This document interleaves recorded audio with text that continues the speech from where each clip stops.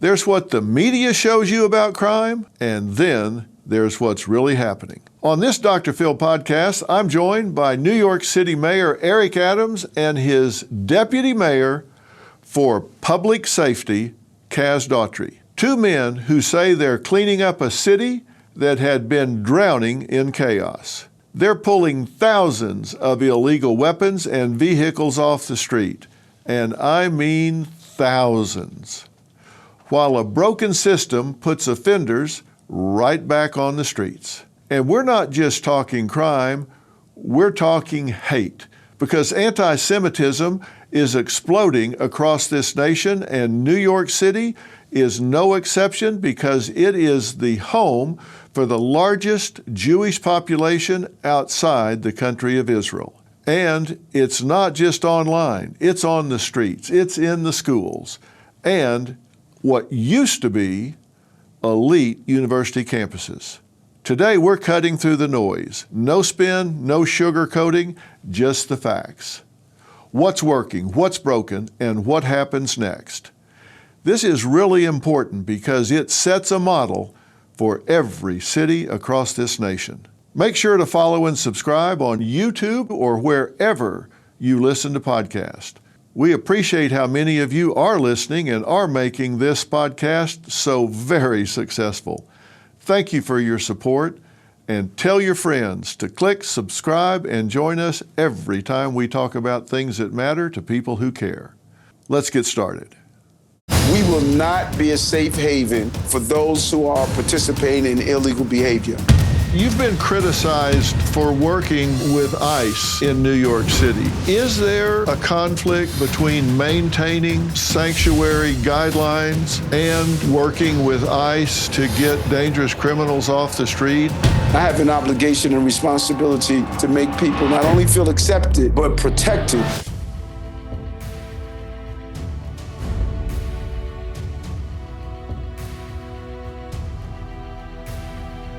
Tonight, I'm very proud to welcome a very special guest, a man who's on the front lines of one of the most scrutinized cities in the world, Mayor Eric Adams. He's leading nearly 9 million people through crime waves, budget cuts, and political backlash. But what you're not hearing in the headlines? Crime is down. Major arrests are up. And the NYPD, with fewer officers than in years past, is claiming victories both above and below ground. So how is this happening? And what's the real story behind the numbers? Mayor Adams opens up about policing, public perception, pay raises, and what it takes to keep the safest big city in America from falling apart. Mayor Adams, thank you for joining me and taking time to sit down and talk about things. Thank you, Dr. Phil. Great to be on your show.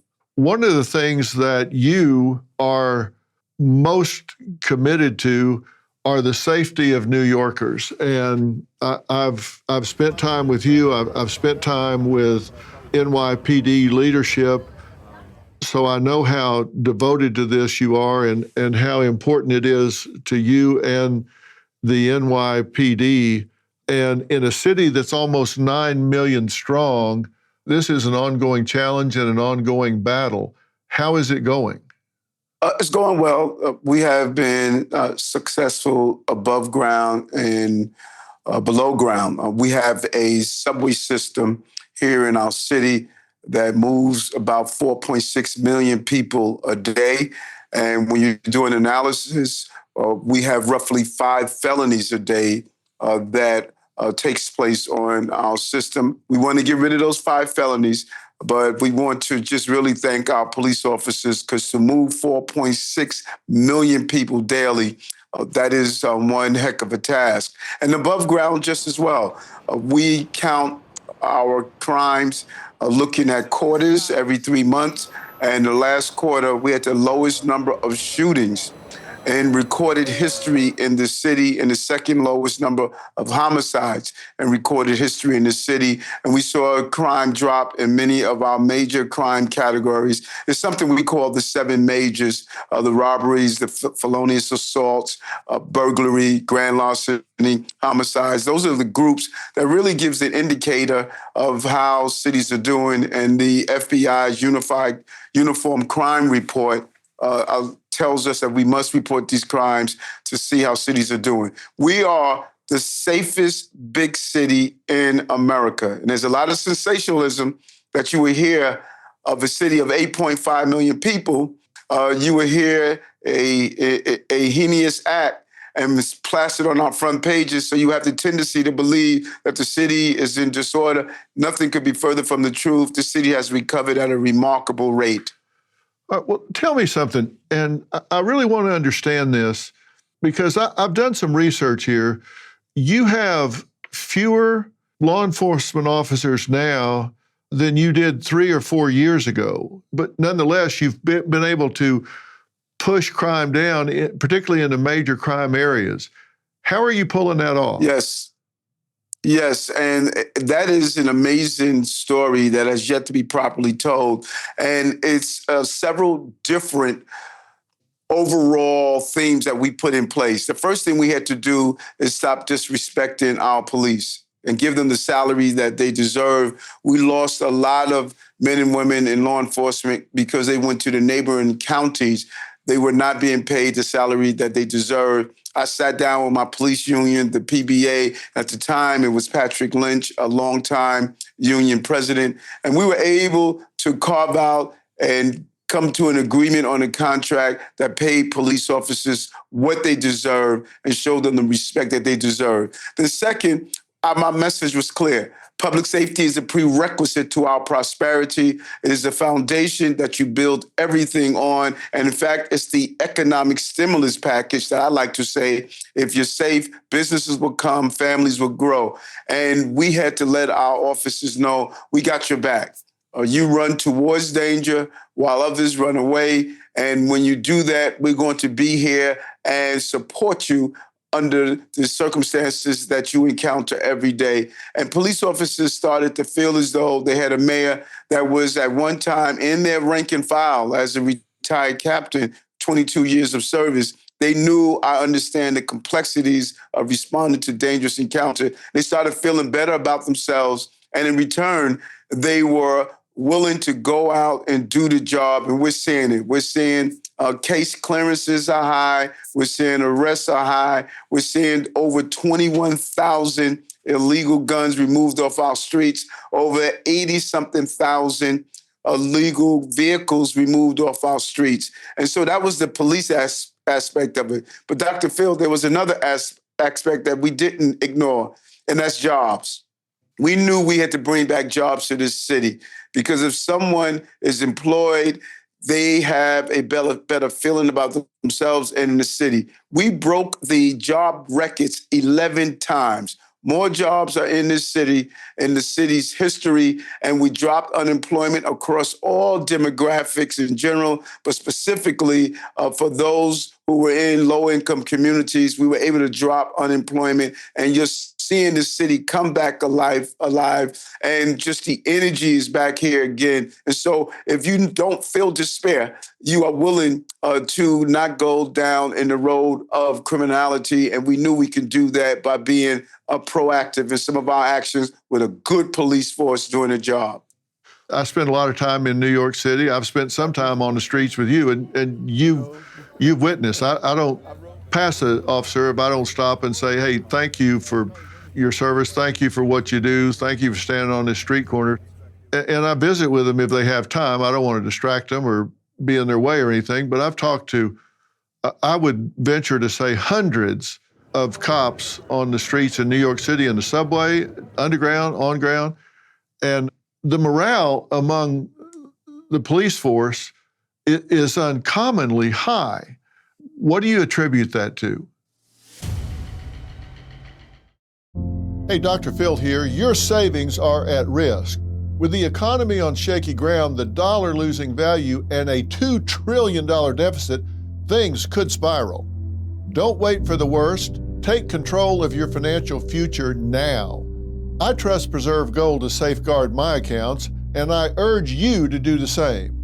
They're the only precious metals company I recommend. What are you going to do to protect what's yours? Claim your special offer and learn how to reinforce your financial future. Visit drphilgold.com to get your free precious metals guide from Preserve Gold. With gold prices recently breaking records and analysts predicting this trend to continue through 2025, you cannot afford to wait.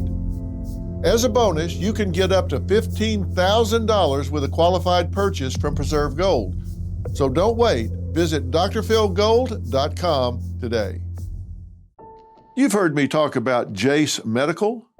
If not, listen up, because they're doing incredible work in medical preparedness. And today, I've got two major updates to share. First up, the ivermectin use case. You've probably seen the headlines calling it a wonder drug. The scientist who discovered it even won a Nobel Prize, and now Jace is offering a 30-day supply at the best price you'll find anywhere.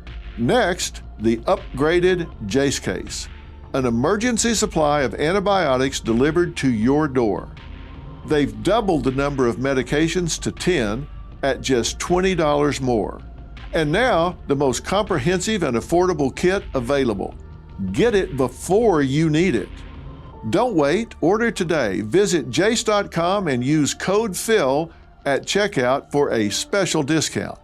That's JASE.com, code PHIL. The morale among the police force is uncommonly high. What do you attribute that to? A number of things. And, I tell people all the time, those who embrace the mantra of defund or disband police departments. I do a great deal of town halls, both older adults, youth town halls, and just normal town halls. And I have not attended one town hall where people stated, we don't want our police. Just the opposite. They want their police. And being able to ensure those who understand the nobility of policing is being supported in a good atmosphere, good salaries, and a clean environment with the tools they need to do the job, that boosts the morale we're looking for. Because you know and I know policing is a very difficult and challenging occupation. And it takes a special breed of people who are willing to go through that door where an armed suspect is located. Or as we saw last night here in New York, our officers were shot at by a recidivist who was armed with 2 guns. Yet without discharging one round, those officers were able to subdue and bring that person to justice. It takes a great deal of discipline. And sometimes we've dehumanized the profession, not understanding that police officers are human beings. They have emotions, they have fears, they have uncertainties, they have loved ones at home that want them to return. My brother and I often talked about how mom used to always stay up late at night, hoping and making sure that we got home safe from our tours of duties. And so when you stop dehumanizing officers and give them the support that they deserve, they're willing to go out and do the job, because the goal is to fight against the bad guys and make sure that our city is safe for working class people, children, and families. Recidivism is clearly an issue, and it's not just an issue in New York City. This is a national problem. It's a national issue, and it actually has to do with a lot of different things in terms of education and options for these people and all.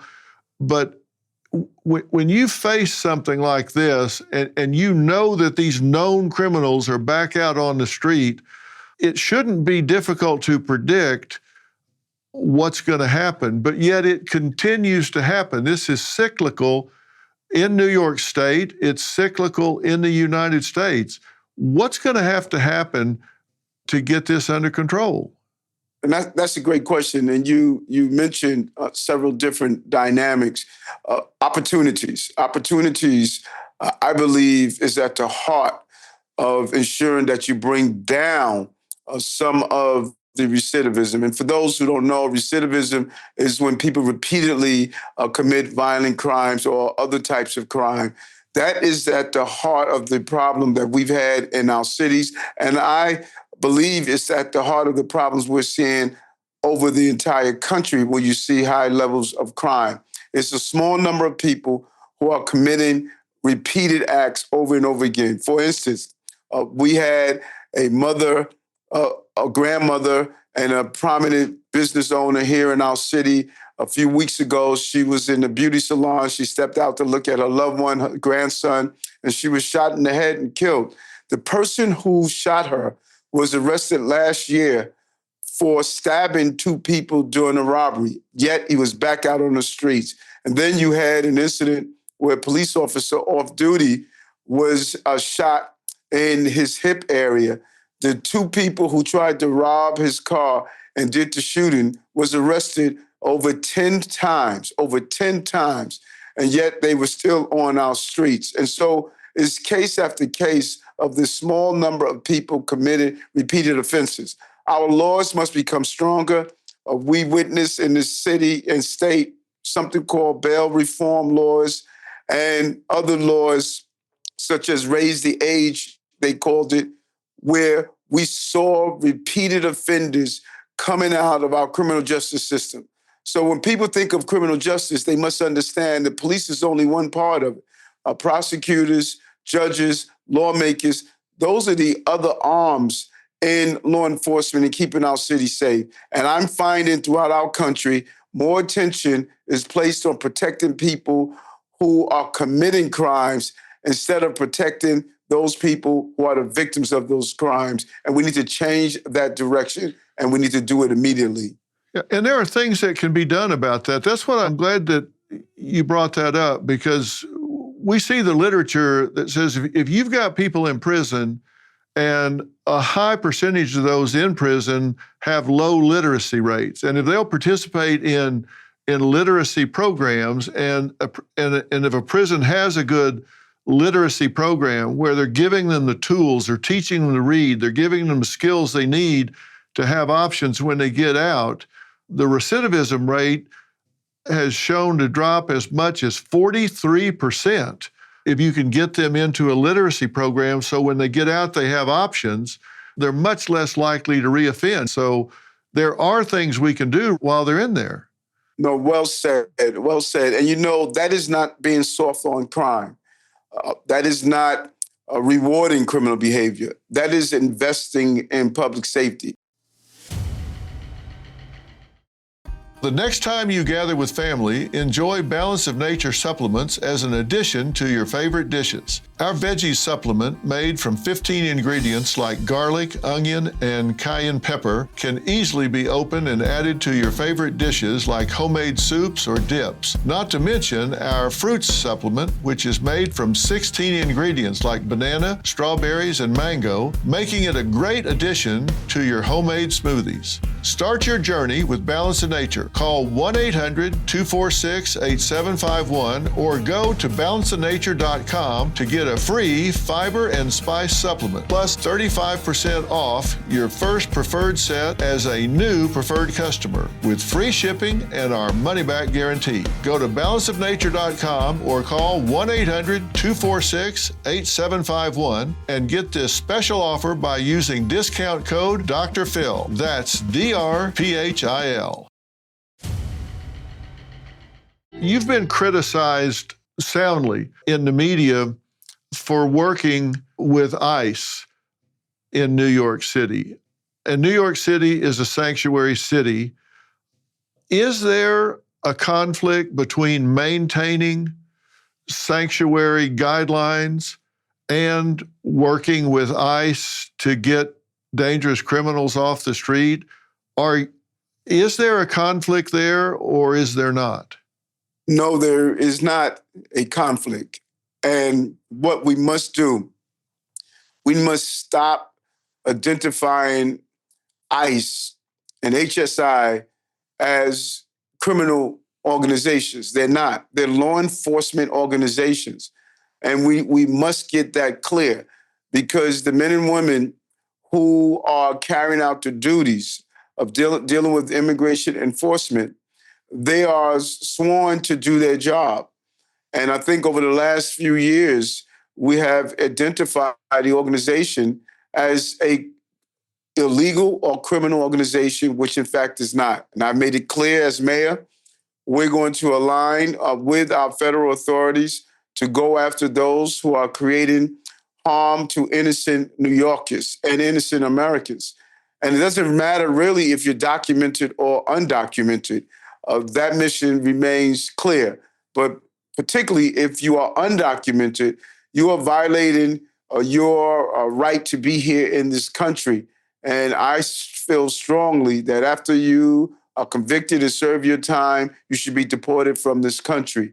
Our city laws does not allow our governmental agencies to collaborate around only civil enforcement, but we are permitted to do criminal enforcement, and we have done that with ICE. Even when you saw a few weeks ago when we took down 27 dangerous gang members who were involved in sex trafficking. They were involved in guns and robberies and crimes and very dangerous acts.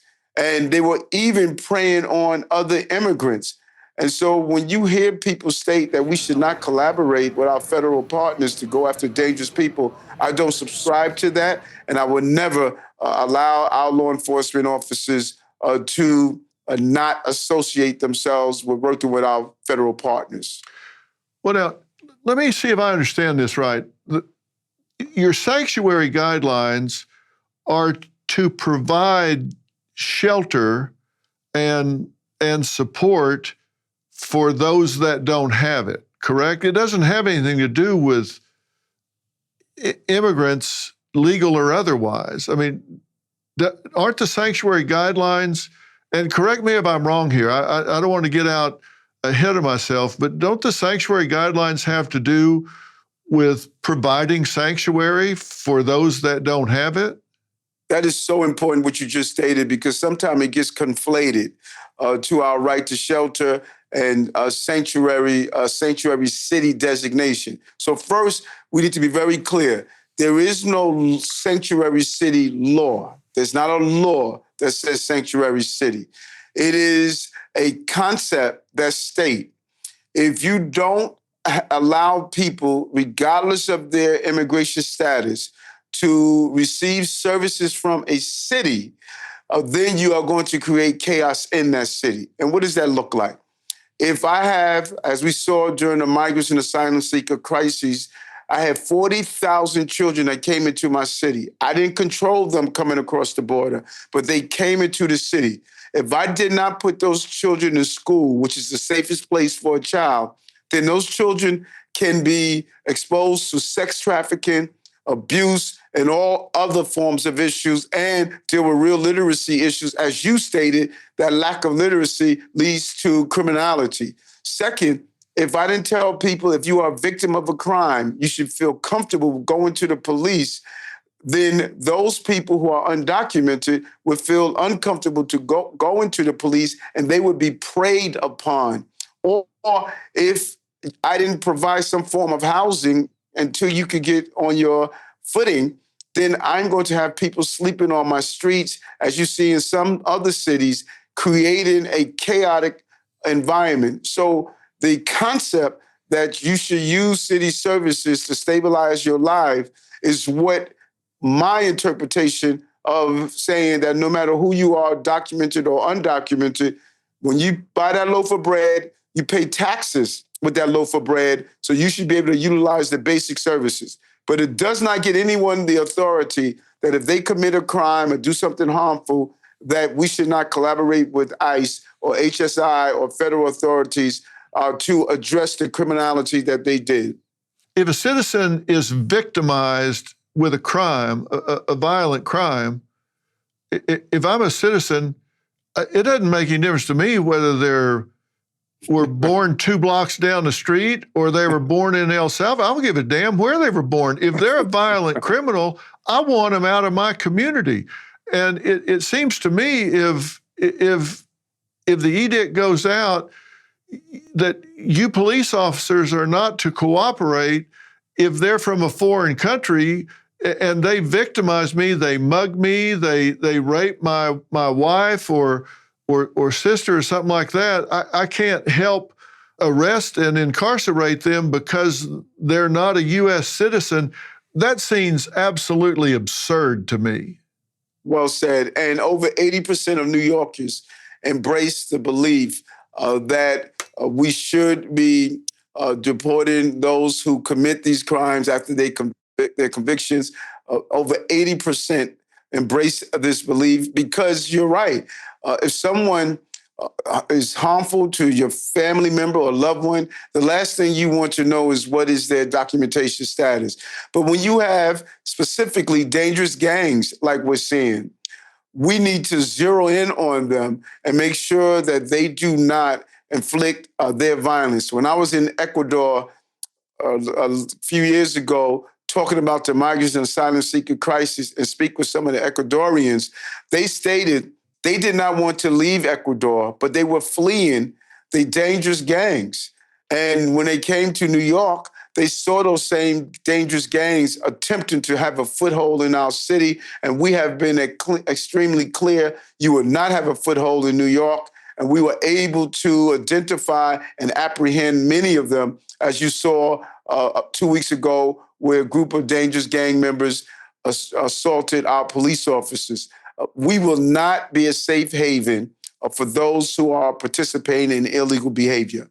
Those attacks that you're talking about, there were juveniles in there, and the arrest records for some of these people were 4, 5, 6, 7 times that these gang members had been arrested, and they're out attacking police officers on the corner down on Broadway, and they round them up and get every one of them arrested. And I was told by some members of the police department that the very next day they were back on the corner of 42nd Street. It's unbelievable when you think about it. And one of the leaders was a 12-year-old gang member. He was the leader of the group calling the shots. And we have many lax laws in this city, particularly when it comes down to violent juveniles.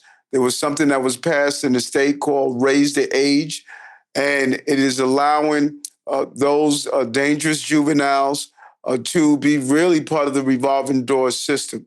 And we need to zero in, particularly the recidivists. When you deal with the recidivism, you start to make a major impact in public safety, and the failure to do so will send the wrong message that criminal behavior is acceptable, and it comes with a level of punity that you can keep doing it over and over again. That is what we must stop, and that is what our lawmakers must put in place. We're doing our jobs as our police department, but the other parts of the criminal justice system must catch up and do their job. I've got to ask you about Columbia University. There was action there again recently, and I think there were, 78 arrests made there last week because of protesters and activists there. And anti-Semitism is up across the country. But the difference is New York City has the highest concentration of Jewish population outside of Israel. So anti-Semitism really stings when you have the highest Jewish population outside of Israel. What do you make of what's going on our elite campuses and particularly Columbia University? And it's a real problem. And I think it is a blemish on our country in general, but specifically here in New York City. As you indicated, New York City has the largest Jewish population outside of Israel.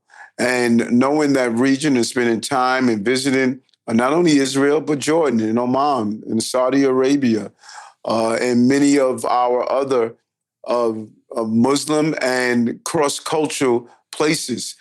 We know that public safety, as I always state, is the prerequisite to our prosperity. And those who are Jewish students should feel comfortable going to school on their campuses. And this plague of violence and intimidation and harassment that has swept our college campuses and specifically our Ivy League schools is something we must acknowledge.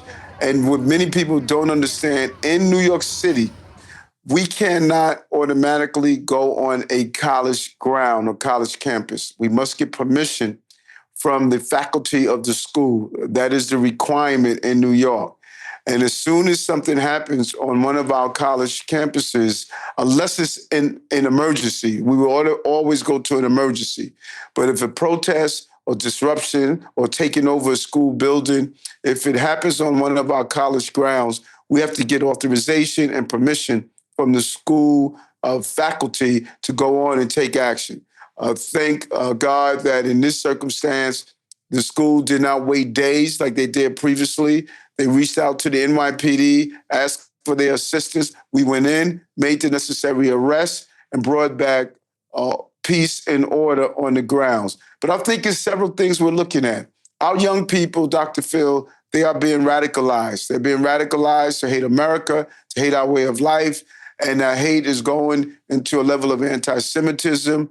And that form of hate will never be accepted and tolerated in the city. This city is a melting pot of different philosophies, beliefs, and culture. And I have an obligation and responsibility to make people not only feel accepted, but protected as they move about with their lives. We're looking at some pictures right now of the damage that was done by the protesters in the library at Columbia University. And so these protesters, there were, I guess, between 200-300 in there, 70 plus were arrested. They, of course, will be charged with trespass and property crime for vandalism or some sort because they damaged the library. Will the university, have they taken a position on what they'll do with these students? Will they be expelled? Will they lose their semester? Will anything be done? Have they made a position known of what they'll do with these students?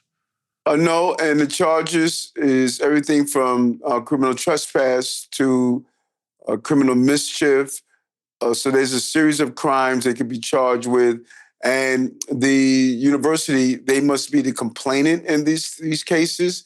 And we will hope that they will send the right message and not only do the arrest and have it dismissed, but to follow all the way through. This will send the right message to those who believe they could destroy property or disrupt the education of other students. Well, I mean, somebody's got to put their foot down here.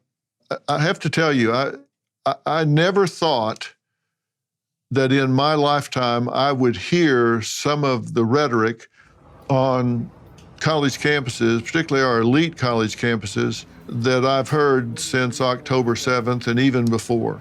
I never thought I would hear this on our college campuses, this anti-Semitic rhetoric. And I don't really know how to explain it, but it's not our finest hour. I just have to say it's not our finest hour. And I guess one of the ways I explain it is I think maybe these young people just are not critical thinkers, and I think maybe they've just defined this as oppressed and oppressors, and they paint the Jews as oppressors in Israel and the Palestinians and Hamas as the oppressed, and somehow or another they've justified it in that way. I don't know, but I'm very troubled by it, and I've made that very clear. So I'm glad to see that in this case the acting president reached out to the NYPD and cleared it quickly,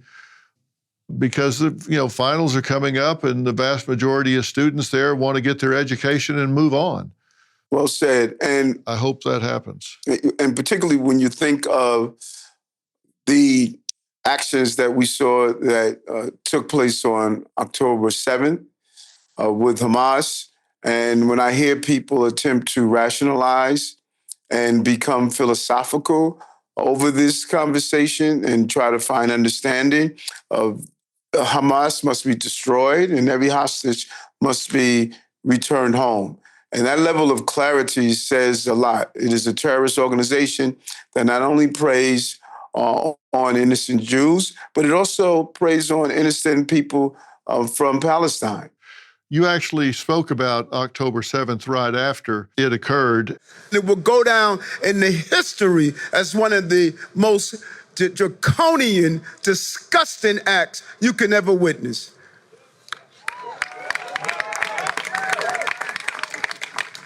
And no one should be celebrating this. No one. Humanity should be angry. Yes, I stand with Israel. Yes, I stand with the Jewish community. But most importantly, I stand with humanity. I stand with human behavior that should never reach this depth. You were very passionate in those comments that you made right after October 7th, and I know that that had to be very uplifting to the Jewish community in New York City. Yeah, and it wasn't something that I rehearsed. It wasn't something that I wanted to seem as though there was a scripted approach to an unscripted level of pain. I knew, based on speaking to my associates, colleagues, and employees, I knew that people were not all right. And we could not pretend as though what happened on October 7th, the second form of a modern day Holocaust, we could not act like the pain was not real. And I wanted to put in words to those who experienced it that here in New York City, we have the largest Jewish population. We wanted to be clear that we were not all right. And we feel as though every hostage should be returned home and Hamas needs to be destroyed. And that is the beginning step of the healing process. And we want peace in the region. We have a large population of Muslims, a large population of individuals who come from that region. And our hearts goes out to any innocent person who's lost. But the catalyst of this comes from a terrorist organization, and it needs to be dealt with accordingly. You made a trip to Washington, D.C. and sat down with President Trump. And I know you have a good relationship with him. How was the visit? Well, it was multifaceted. The first thing I wanted to do, that was the first time I had an opportunity to sit down face to face with the president. One of the first things I wanted to do was to thank him. While on the campaign trail, he talked about the unfair treatment that I received. And I did not know the president, Dr. Phil. I want to be clear on that. Prior to his campaigning, I don't believe we've ever met, probably just in passing to say hello. He was a known developer here in the city. And he took a very strong stance of the unfair treatment that I experienced at the hands of the previous administration Department of Justice. And the former president said his Department of Justice became politicized. President Trump said it was politicized, and I was saying it was politicized. And some of the things that happened, no American should ever endure. And I just wanted to, just personally, as one human being to the next, I knew what he went through with the attempted assassination on his life. I knew what he went through with the DOJ, and I just wanted to say thank you. And then we delved into city business. He loves the city. You know, he's a New Yorker. I know he's in Florida now, but he loves the city and what it stands for. His family is still here, still part of it. His son attends college here. And so you have to love the city. You know, when you hear something bad happen in the city, you have to love it. And I talked about just some of the good things that we could do in the city. And one of the areas that are really focused to me is the chip plant that we could build in the Bronx, in a place called the Kingsbridge Armory. It's a huge location that has remained empty and dormant for years. I put $100 million in the development. I know the president is focused on having jobs in the city, particularly those jobs we're dependent on. We all saw what happened during COVID-19 when we needed to get PPE, masks, and other items from China. We could start producing our own items here in this country, and I shared my belief and concept with him, and it's something I would like to continue to speak with him about. And also the wind farm project that we're looking forward to do in the area of our Sunset Park and our Brooklyn Marine Terminal. I gave him my overview of that. We're talking about 1,000 jobs, giving power to 500,000 homes, a whole development and investment that's unbelievable of almost $3 billion investment from our partners, Equinor, that's supposed to be a part of this. And many of the raw materials is coming from places like Mississippi, Florida, Texas, Iowa, different parts of the country. So this is a real win for us, and I wanted to share it with him as well to see if we could come to an understanding of moving this project forward. We already invested almost $1.1 billion in the project already. 51% of the project is already underway, and I just wanted to give him some real insight because when you're a chief executive, sometimes it's good just to get a real overview on the ground. And we had the Secretary of Transportation, Secretary Duffy, here to look at our BQE project as well. He did a walkthrough. He saw how important it is. And so that's why it is crucial that as the mayor of the largest city in America, that I interact with this administration. I'm here to work with this administration, not to war with this administration. And I respect the office of the president. And each time I communicated with him, he talked about the love for the city and a love for the people of this city. And I think it's imperative that we continue to share ideas and continue to understand that elections, those are intramurals. Those are internal games. But after the election is over, we wear one jersey, and that's Team America. We should never forget that, and always understand that our boys and girls go abroad to defend this country. We sit under the tree of freedom that they will water with their blood, and we would desecrate their sacrifices if we don't continue to move and build this country for working class people all over this country. Well, he's running the country and you're running the biggest city in the country, so it seems to me that you two need to stay in pretty close contact. Politics aside, you need to stay in pretty close contact. So I agree. Listen, Mayor, I can't tell you how much I appreciate you taking the time to sit down and talk with me about this. New York, being the number one city in the country, is the trendsetter, the pace setter for the rest of the country. Politics aside, it really is the example for the rest of the country. And boy, are you setting a good one. Crime is down, public safety is up, commerce is up. I mean, you're just setting a great example, and we thank you for it. No, and it's so important. And working with our national partners crucial. I worked with President Biden to bring law enforcement here. Was so important. And I'm looking forward to working with this administration as we continue to evolve. This city has returned, as I stated, more jobs in the city's history. When you look at it, crime is down, employment is up. We are investing in working class families, building housing, dealing with our mental health crises. It's a very unique place to be the mayor of the greatest city on the globe, I like to call it. And we're going to continue to do what's best for this city. When you spent 22 years wearing a bulletproof vest, protecting children and families, you have a different love affair with the city. And that's the love affair I brought into City Hall. And I'm going to continue to fight for working class New Yorkers. Well, I know that you will. And I hope you'll keep a running dialogue with us here at Merit TV, because we have a love affair with New York as well. And you're doing a great job up there, and we thank you for it. Thank you so much. If there was ever a moment when there was some good merit to have Merit TV, right now your common sense approach is needed more than ever. I really want to thank New York City Mayor Eric Adams for joining me today. From public safety to economic recovery, energy independence to job creation, it's clear this city is not just bouncing back, it's leading the way. Politics aside, this conversation is a reminder that leadership, real leadership, happens when people sit down, look each other in the eye, and focus on what can be done. Whether it's chip manufacturing in the Bronx or wind energy in Brooklyn, Mayor Adams is thinking big. And if the projects he's pushing forward would succeed, It won't just help New York, it'll help the entire country.